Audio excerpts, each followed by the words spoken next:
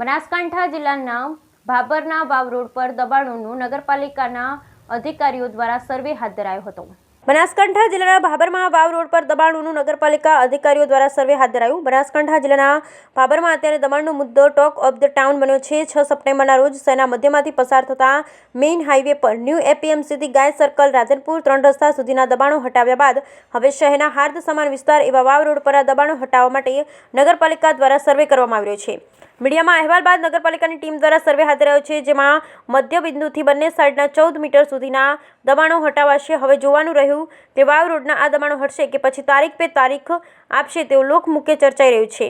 ભાભર શહેર કોંગ્રેસ પ્રમુખ હકુમસિંહ રાઠોડે મીડિયા સમક્ષ જણાવ્યું હતું કે અગાઉ હાઈવે રોડ પર 24 મીટરનું સુરસુરી થયું તેવું વાવ રોડ પર 14 મીટરના ના થાય તેવું જોવાનું રહ્યું। ઓફિસર સાહેબને એવું કહેવામાં આવ્યું કે 24ની અને વાવ રોડની જવાબદારી ચીફ ઓફિસર ભાભરની આવે, એના પછી લોકોની અરજી આવું થયું ફલાણું થયું, એટલે મેં વારંવાર એમને રજૂઆત કરી કે જાણે અમે મામલતદાર સાહેબ જોડે રજૂઆત કરવા જશે, કારણ અમને એવું કહેવામાં આવે છે કે તમે ચીફ ઓફિસર સાહેબને મળો 24નું અને બધું દબાણ 14નું આવે, પછી એના પછી હું ચીફ ઓફિસર સાહેબને મળી અને મેં એવી રજૂઆત કરી કે જે 2010ની અંદર વાવ રોડનો ગૌરવપથ બન્યો હતો તે અહીંયા આપણે અત્યારે પાકા દબાણ આવે છે, સીડીઓ આવેલ છે, પાકી દુકાનો આવેલ છે, એટલે મારી નમ્ર અપીલ છે